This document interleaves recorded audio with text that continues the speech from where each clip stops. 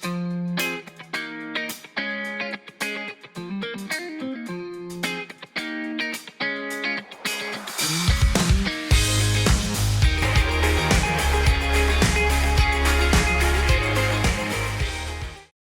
jemaat Tuhan, selamat hari Minggu. Mari kita mengucap syukur buat kasih Tuhan.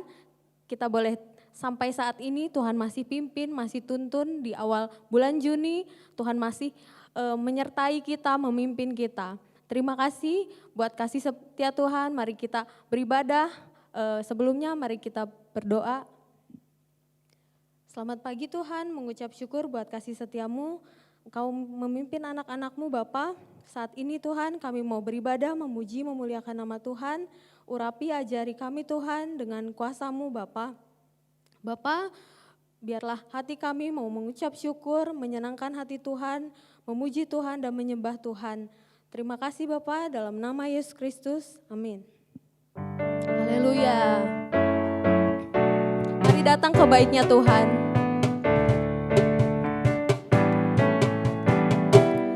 Datanglah ke baitnya dengan hati bersyukur dalam pelatarannya. Dengan hati bersuka rasakan dan lihatlah betapa baiknya Tuhan bagi yang berlindung padanya. Akan bersorak-sorai, akan bersorak-sorai, bersyukurlah kepada Tuhan, sebab Ia baik, bahwasanya untuk selamanya kasih setianya. Bersyukurlah kepada Tuhan, sebab Ia baik, bahwasanya untuk selamanya kasih setia Tuhan. Haleluya, mari lebih lagi mengucap syukur, datang ke bait Tuhan, amin.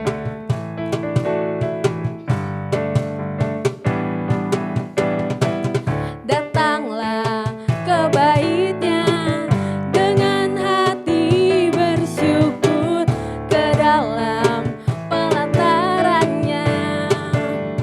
Dengan hati bersuka rasakan dan lihatlah betapa baiknya Tuhan bagi yang berlindung padanya.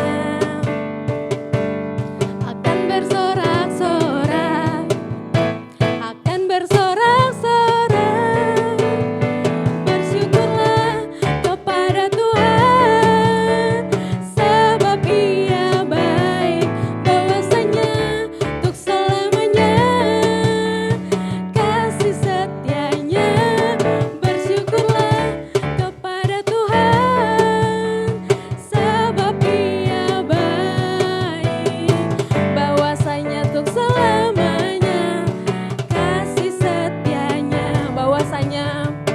Bahwasanya untuk selamanya kasih setianya. Haleluya. Amin. Terima kasih buat kebaikan Tuhan. Sungguh Tuhan baik, sungguh Tuhan dahsyat. Mari lebih lagi mengucap syukur buat kebaikan Tuhan yang sungguh nyata. Sebelum menerima firman Tuhan, mari kita naikkan pujian bagi Tuhan. Mari kita menyembah Tuhan. Haleluya. Haleluya.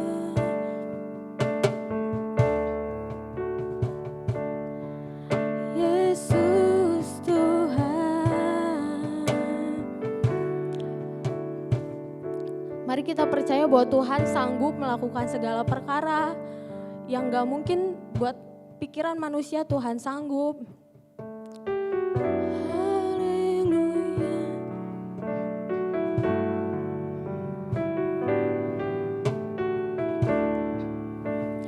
Dia sanggup, Yesus sanggup melakukan perkara yang besar. Dia sanggup.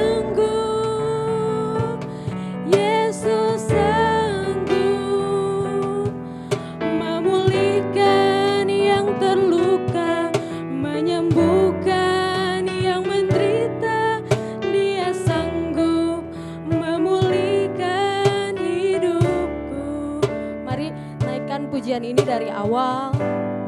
Yesus Tuhan, Yesus Tuhan, mulialah namamu. Yesus Allahku, besar kasih-Nya, dahulu, sekarang, dan sampai selamanya. Kasih-Nya tak pernah berubah. Amin. Yesus Tuhan, mulialah namanya.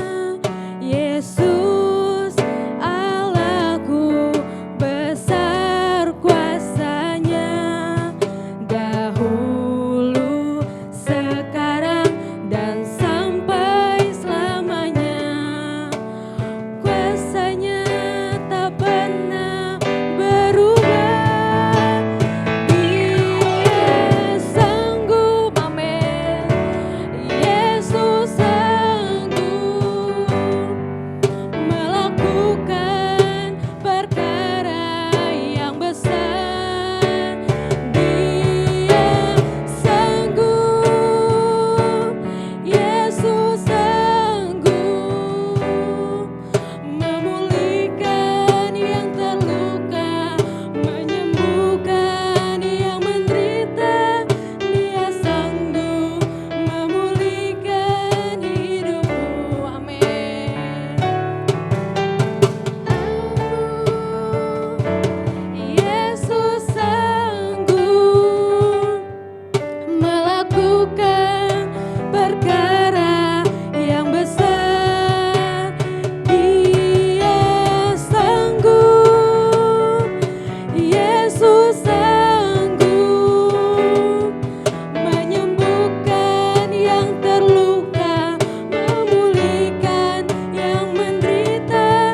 Dia sanggup memulihkan hidupku. Amin. Kami percaya Tuhan, Engkau sanggup Bapa. Segala perkara Tuhan yang kami alami, Tuhan Engkau sanggup Bapa. Ajari kami Tuhan untuk percaya bahwa Engkau sanggup Tuhan. Kami percaya Tuhan, Engkau sanggup melakukan segala perkara. Engkau yang selalu setia, kasih-Mu dahsyat, kuasa-Mu sempurna Bapa. Haleluya. Dia sanggup, Yesus sanggup melakukan perkara yang besar. Dia sanggup, Yesus sanggup memulihkan yang terluka, menyembuhkan yang menderita.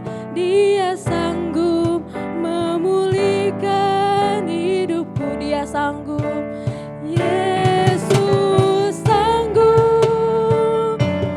Dia sanggup melakukan perkara yang besar. Dia sanggup, Yesus sanggup memulihkan yang terluka, menyembuhkan yang menderita. Dia sanggup memulihkan hidupku. Amin. Dia sanggup memulihkan hidupku. Dia sanggup. Dia sanggup memulihkan hidupku. Shalom Bapak Ibu Saudara di rumah masing-masing. Saya percaya kasih Tuhan selalu ada di tengah-tengah kita. Yuk sebelum kita dengar firman Tuhan, kita berdoa. Bapak, kami bersyukur buat hari ini. Sebentar kami akan mendengarkan kebenaran firman Tuhan. Mari Tuhan berbicara buat setiap kami pakai hamba-Mu, supaya setiap yang disampaikan itu berasal dari Tuhan, mengubahkan hidup kami. Dalam nama Yesus kami berdoa bersyukur. Haleluya. Amin. Ya, sekali lagi shalom Bapak Ibu, saya percaya damai sejahtera kasih Tuhan senantiasa beserta dengan kita. Apa kabarnya jemaat shalom? Wah, di rumah masing-masing, ada yang di kamar masing-masing bilang, luar biasa, semangat, horas. Baik, hari ini saya akan menyampaikan kebenaran firman Tuhan dengan judul mengalahkan ketakutan. Mari saya ajak kita buka kebenaran firman Tuhan di dalam 2 Timotius pasal yang pertama, ayat yang ke-7. 2 Timotius pasal yang pertama ayat yang ke-7. Kalau sudah ketemu katakan amin. Yes, amin. Saya akan bacakan ya. Sebab Allah memberikan kepada kita bukan roh ketakutan, melainkan roh yang membangkitkan kekuatan, kasih dan ketertiban. Bapak Ibu Saudara, di tengah-tengah pandemi corona ini ada banyak sekali orang yang takut karena berbagai kejadian. Ada yang punya banyak masalah. Ada yang kelihatannya dari luar tampak baik-baik saja, tetapi di dalamnya tidak seperti itu. Hari-hari ini kebetulan saya ada beberapa acara, saya harus keluar rumah beserta dengan istri saya. Dan saya melihat beberapa orang di sekeliling kompleks kami ini, ada orang yang mencari uang dengan cara dia menggunakan kostum boneka yang besar. Bapak Ibu pernah ngeliat ya, ada yang pakai kostum Pooh, ada yang Mickey Mouse yang lucu-lucu. Jadi dia pakai gede dan biasanya itu wajahnya tersenyum. Jadi dia duduk atau berdiri di perempatan lalu menyapa setiap yang lewat, kayaknya gini. Bonekanya tersenyum. Jadi seakan-akan mengatakan kepada orang yang sedang lewat, ayo bersemangat, ayo tersenyum, ayo berbahagia. Dan beberapa saya lihat. Beberapa saat kemudian secara tidak sengaja, saya juga melihat ada salah satu tokoh yang tadi yang masih menggunakan boneka sedang beristirahat. Dan pada waktu dia sedang beristirahat, topengnya dibuka. Dan pada waktu topengnya dibuka, saya melihat wajah yang kelelahan sekali, yang kepanasan, yang dibanjiri oleh keringat dan kelihatan seperti lelah sekali. Mungkin hatinya sedang berkata, aduh berat banget hidupku. Rasanya kok aku harus bekerja seperti ini. Tidak seperti yang dia tampilkan. Bapak Ibu, hari-hari ini ada banyak orang yang dari luarnya seakan-akan berbahagia dan tertawa. Aku baik-baik aja, aku tidak punya masalah apa-apa. Tetapi di dalamnya penuh ketakutan. Tetapi di dalamnya ada hal-hal yang mengikat dia. Dan firman Tuhan hari ini yang sudah kita baca, Allah memberikan kepada kita bukan roh ketakutan, melainkan roh yang membangkitkan kekuatan, kasih dan ketertiban. Seharusnya pada waktu kita menjalani apapun yang terjadi di dalam hidup kita, bukan ketakutan yang mendominasi, tetapi adalah sukacita yang dari Tuhan.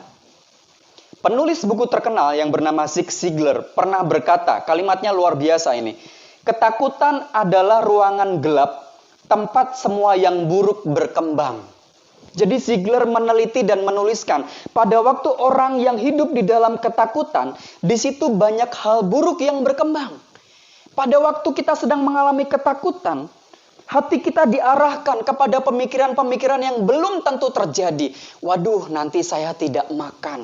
Waduh, nanti saya ikut menderita. Waduh, nanti hidup saya akan semakin terjepit. Keadaan akan semakin kacau. Why? Kenapa?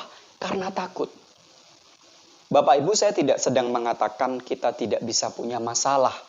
Mungkin Bapak Ibu yang sedang mendengarkan kebenaran firman Tuhan pagi hari ini, kita semua sedang dalam kondisi bermasalah. Tetapi firman Tuhan mengajarkan kepada kita supaya kita tidak terikat di dalam masalah itu, supaya kita tidak hidup di dalam ketakutan itu. Yang seharusnya lebih banyak ada di dalam hidup kita adalah kekuatan, kasih, dan ketertiban. Saya mau ajak kita membuka dalam kitab 1 Samuel pasal yang ke-17. 1 Samuel 17 ayat 1 sampai 10. Saya akan bacakan dengan cepat saja. Firman Tuhan berjudul Goliat menantang tentara Israel. Jadi pada waktu itu ada tentara Filistin yang gede banget seperti raksasa sedang menantang barisan tentara Israel. Saya akan bacakan. Orang Filistin mengumpulkan tentaranya untuk berperang.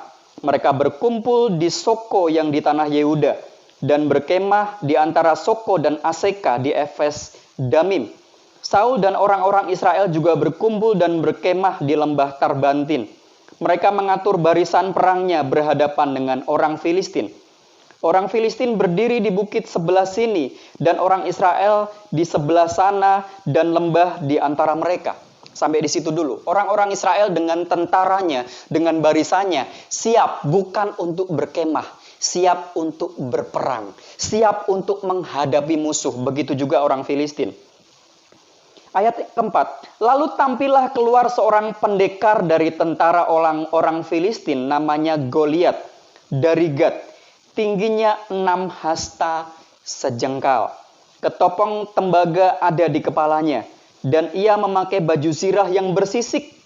Berat baju zirah ini 5.000 shikal tembaga, dan memakai penutup kaki dari tembaga, dan di bahunya ia memanggul lembing tembaga. Gagang tombaknya seperti pesa tukang tenun, dan mata tombaknya 600 shikal besi beratnya, dan seorang pembawa perisai berjalan di depannya.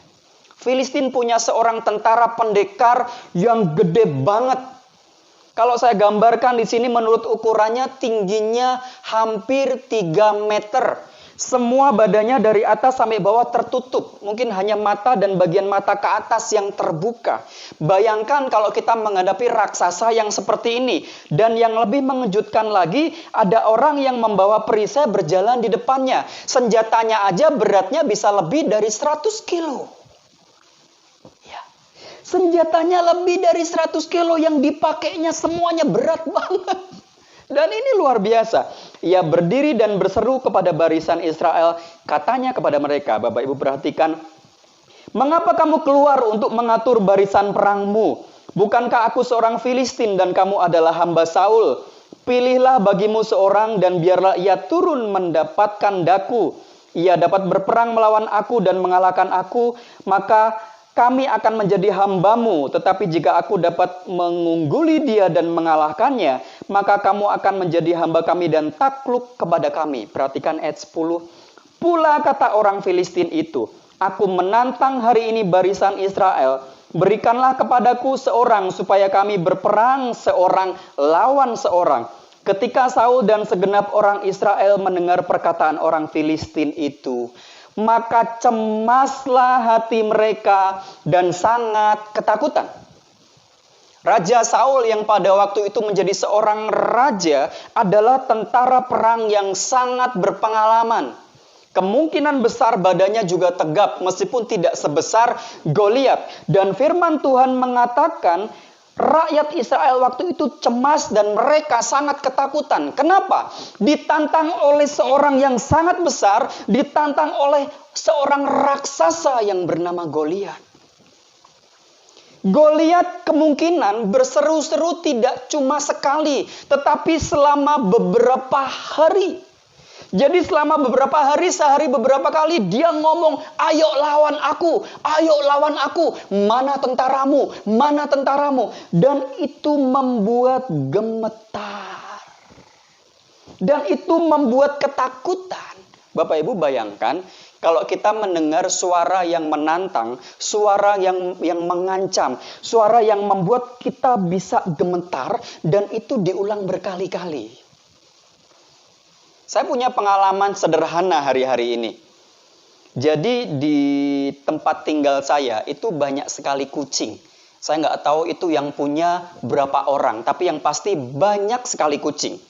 Jadi kucing-kucing itu suka berkumpul, bukan buat arisan, bukan buat berdiskusi Bapak Ibu, tetapi buat bertengkar.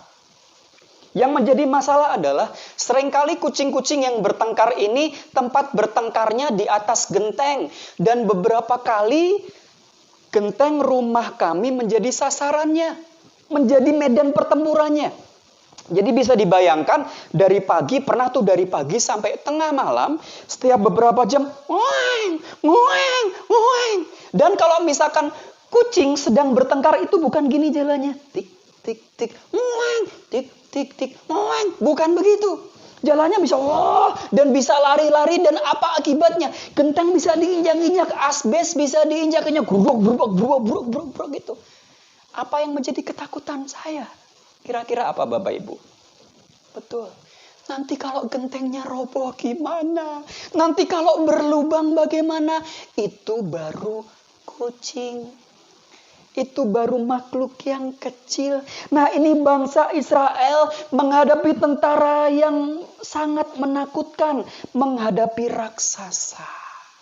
Dan hari ini saya akan bagikan beberapa hal caranya kita bisa menghadapi ketakutan. Firman Tuhan yang tadi kita baca, kita tahu kelanjutannya. Ada seorang anak muda, bahkan ada seorang remaja yang bernama Daud.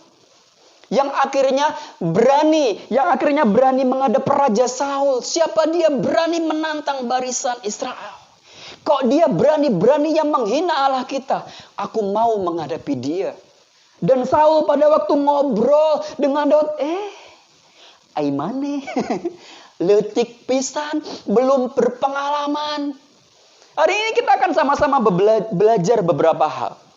Pada waktu bangsa Israel menghadapi raksasa itu, mereka ketakutan. Wah, musuh terlalu besar, masalah terlalu besar sehingga kita tidak mungkin menghadapi.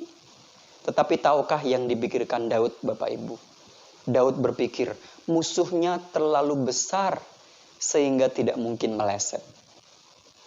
Yuk, kita belajar lagi dari kebenaran firman Tuhan. Apa yang dikatakan firman Tuhan? Hal yang pertama yang ingin saya bagikan supaya kita bisa mengalahkan ketakutan adalah fokus yang benar. Yuk kita baca 1 Samuel 17 ayat yang ke-26. Saya akan bacakan untuk Bapak Ibu Saudara semua.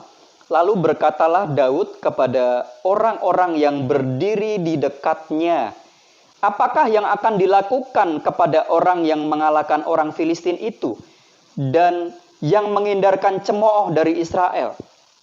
Siapakah orang Filistin yang tak bersunat ini sampai ia berani mencemoohkan barisan daripada Allah yang hidup? Jadi Daud punya fokus yang benar. Fokusnya kemana? Kepada Allah yang besar. Daud percaya punya Allah yang besar dibanding masalah yang besar. Jadi Daud percaya dia punya pengalaman bertahun-tahun sebagai seorang gembala yang berani menghadapi binatang buas, maksud saya yang akhirnya berani melawan Goliat ini. Fokus kita, mari bukan hanya kepada besarnya masalah. Fokus kita bukan hanya kepada kekurangan kita. Fokus kita bukan hanya kepada hal yang menyedihkan kita, Bapak Ibu. Fokus kita harus terus kepada Tuhan. Fokus kita harus terus mengarah kepada Allah yang besar. Kita buka Mazmur 3 ayat yang keempat. Ini yang dikatakan oleh pemazmur, oleh Daud. Kalau Bapak Ibu juga sedang pegang Alkitab, mari saya undang kita baca bersama-sama ya. Mazmur 3 ayat yang keempat. Saya akan bacakan. Tetapi engkau, Tuhan adalah perisai yang melindungi aku.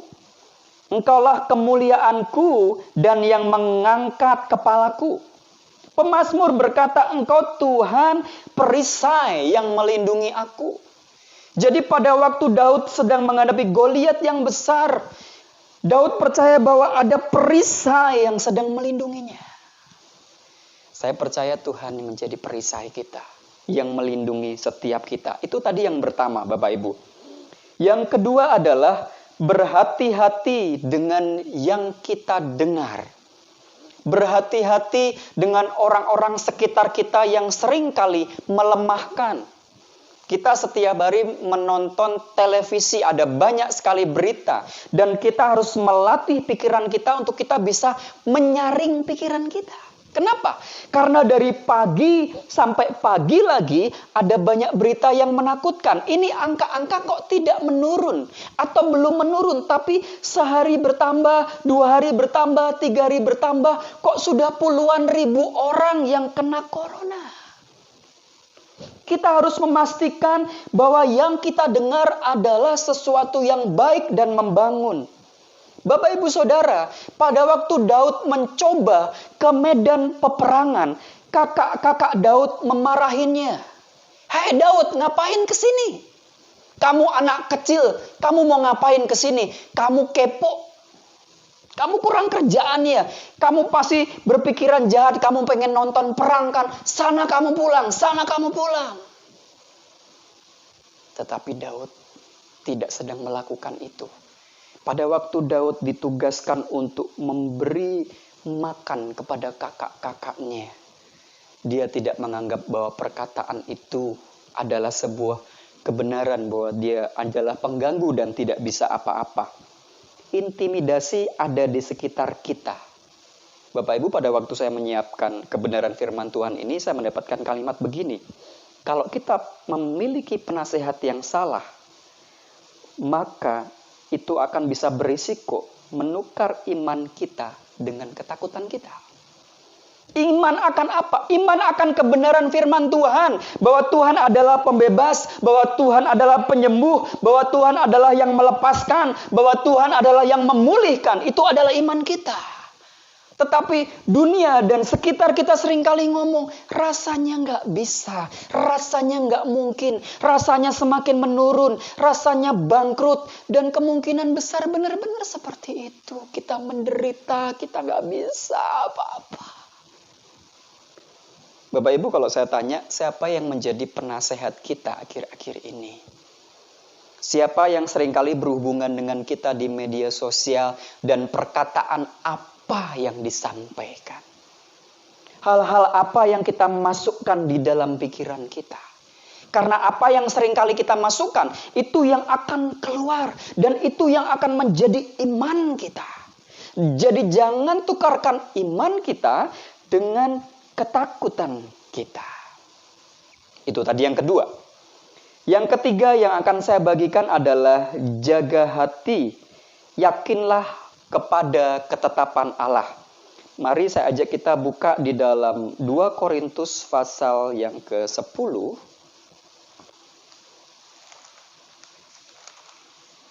2 Korintus pasal 10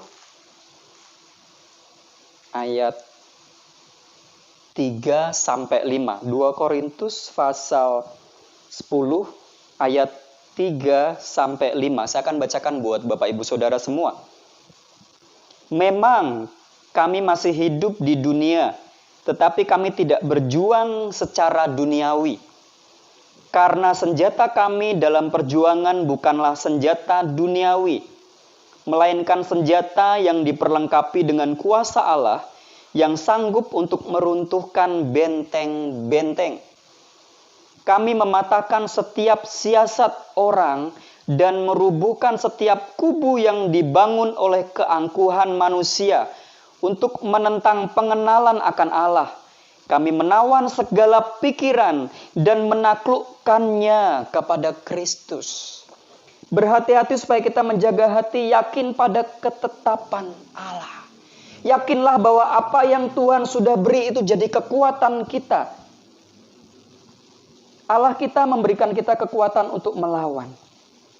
Daud melawan dengan Tuhan yang besar, bukan dengan namanya yang besar, bukan dengan pengalamannya yang besar, bukan dengan tubuhnya yang besar, tetapi percaya kepada kebenaran Tuhan. Jadi mari kita responi iman kita. Jangan hidup di dalam ketakutan. Kalau saya ulang lagi di ayat yang keempat, senjata kami dalam perjuangan bukan senjata duniawi, melainkan senjata yang diperlengkapi dengan kuasa Allah yang sanggup meruntuhkan benteng-benteng. Andalan kita adalah Tuhan. Kita tidak perlu gemetar dengan apa yang terjadi di sekitar kita. Saya ingat sebuah kisah suatu kali di sebuah daerah. Jadi di situ ada kompleks ruko, ada toko-toko. kompleks, biasanya orang berbelanja di situ.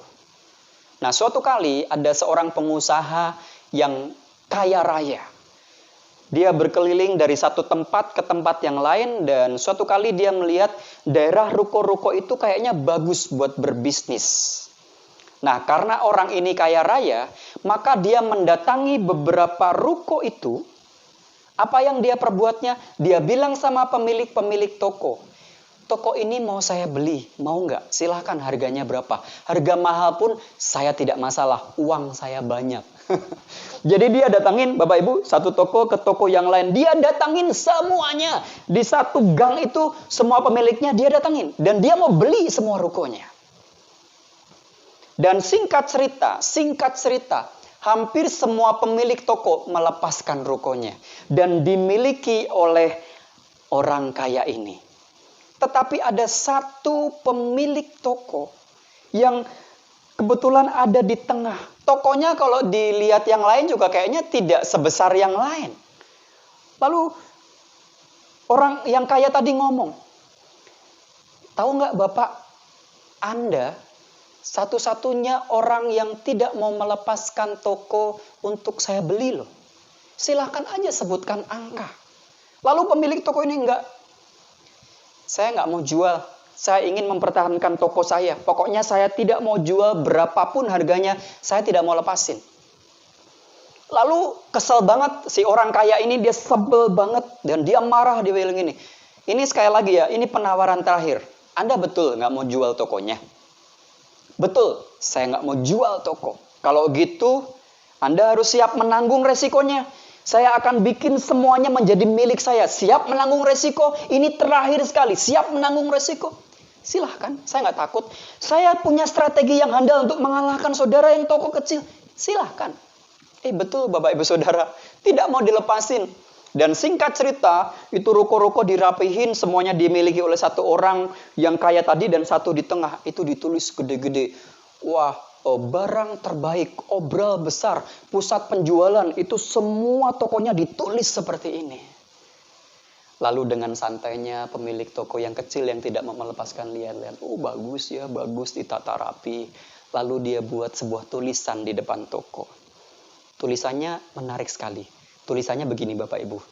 Di sini pintu masuk utamanya. Jadi dia menuliskan tulisan itu, di sini pintu masuk utamanya. Jadi orang-orang yang sedang lewat, begitu lihat banyak diskon yang gede-gede, lihat di situ pintu masuk utamanya. Apa yang terjadi? Orang-orang masuk rumah, masuk toko duluan yang Bapak yang tadi tidak mau dijual tadi, luar biasa. Dengan tenang. Dengan tenang. Saya percaya Tuhan juga memberikan hikmat buat setiap kita. Saya percaya Tuhan juga memberikan penyertaan yang ajaib buat setiap kita. Tidak pernah membiarkan kita jatuh tergeletak. Tidak pernah membiarkan kita jatuh tidak bisa bangun lagi, teriak-teriak tolong. Dan saya akan tutup kebenaran firman Tuhan pagi hari ini di dalam Mazmur pasal 56.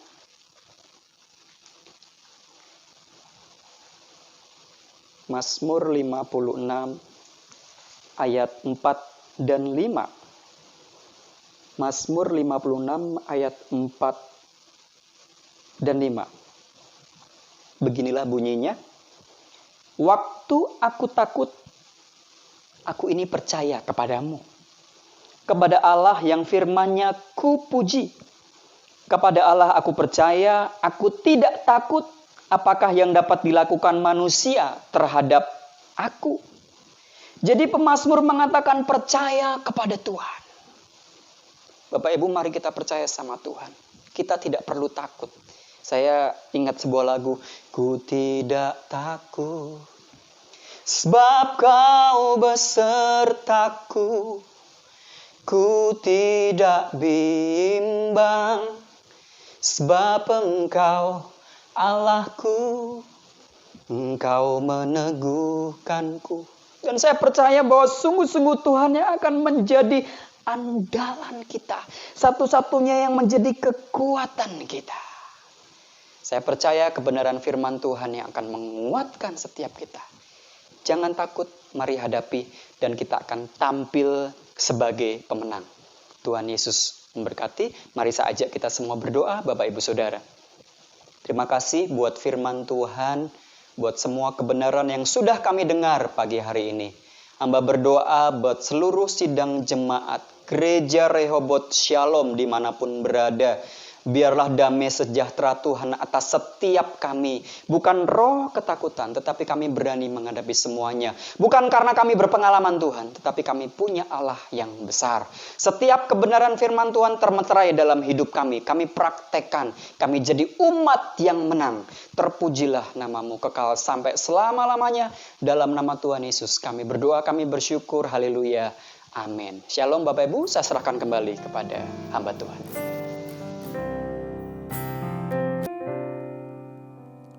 Puji Tuhan, kita sudah diberkati dalam ibadah yang luar biasa, baik melalui pujian dan firman Tuhan. Sidang jemaat, ini adalah minggu pertama bulan Juni dan kita akan ibadah, akan merayakan sakramen perjamuan kudus. Sidang jemaat yang kekasih, ketika kita mengikuti sakramen perjamuan kudus, saudara diingatkan akan 3 hal yang sangat mendasar, yaitu masa lalu, masa kini, dan masa yang akan datang. Masa lalu, Tuhan Yesus sudah berkorban untuk saudara dan saya. Dia sudah mati di kayu salib Golgota, menjadi anak domba yang dikorbankan 1 kali untuk selama-lamanya, guna penebusan hidup kita. Puji Tuhan, Tuhan sudah selesaikan dengan sempurna itu. Biarlah kita pegang teguh keselamatan yang sudah Tuhan kerjakan bagi saudara dan saya. Masa kini, kita diingatkan saudara, ketika kita hidup, saudara punya tugas.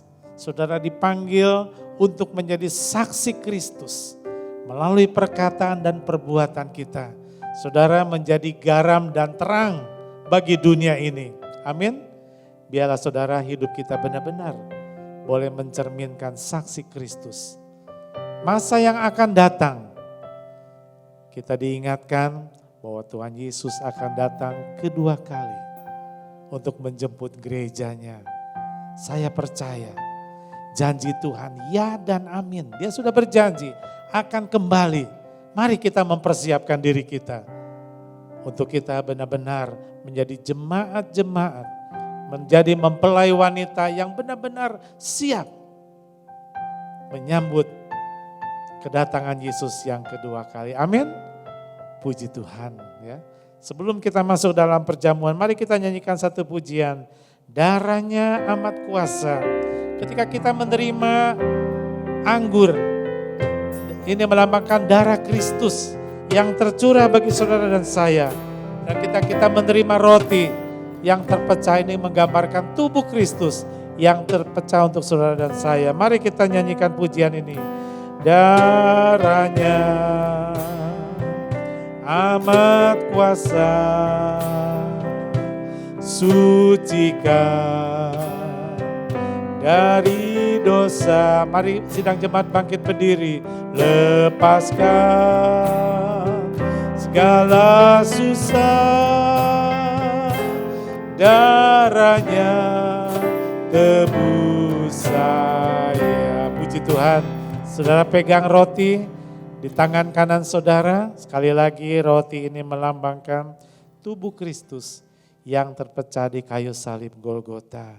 Firman Allah berkata, sebab apa yang telah kuteruskan kepadamu telah aku terima dari Tuhan, yaitu bahwa Tuhan Yesus pada malam waktu ia diserahkan mengambil roti, dan sesudah itu ia mengucap syukur atasnya. Ia memecah-mecahkannya dan berkata, inilah tubuhku yang diserahkan bagi kamu. Perbuatlah ini menjadi peringatan akan aku. Mari kita makan dalam nama Tuhan Yesus. Terima kasih Tuhan buat kasih-Mu. Terima kasih buat kebaikan-Mu Tuhan. Haleluya. Terima kasih. Saudara pegang cawan yang berisi air anggur. yang melambangkan darah Kristus yang tercurah di kayu salib Golgota. Firman Allah berkata demikian juga ia mengambil cawan sesudah makan. Lalu berkata, cawan ini adalah perjanjian baru yang dimeteraikan oleh darahku.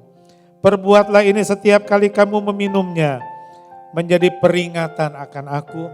Sebab setiap kali kamu makan roti ini dan minum cawan ini, kamu memberitakan kematian Tuhan sampai ia datang. Dalam nama Tuhan Yesus, kita minum bersama-sama.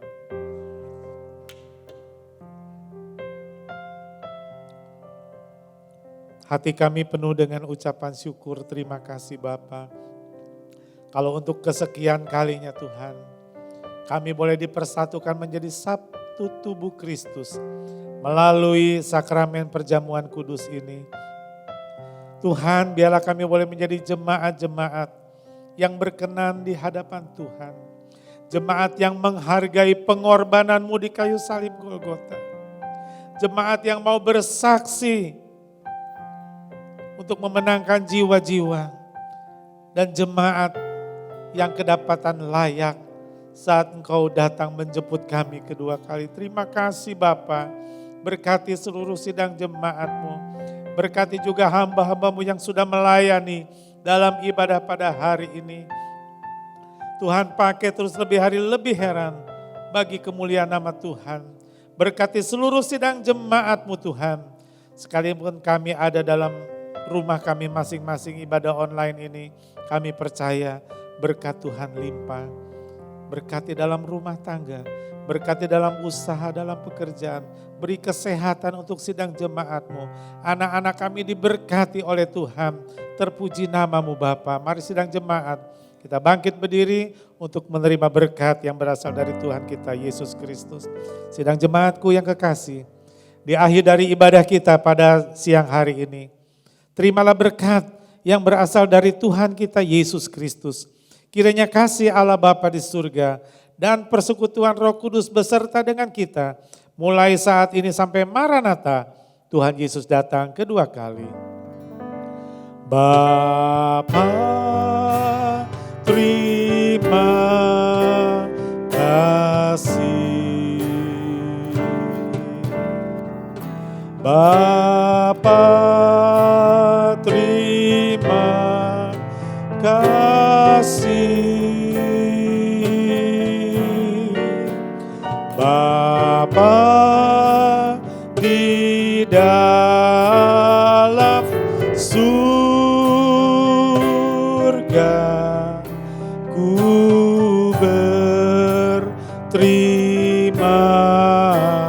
kasih. Amin. Silakan duduk. Tuhan Yesus memberkati.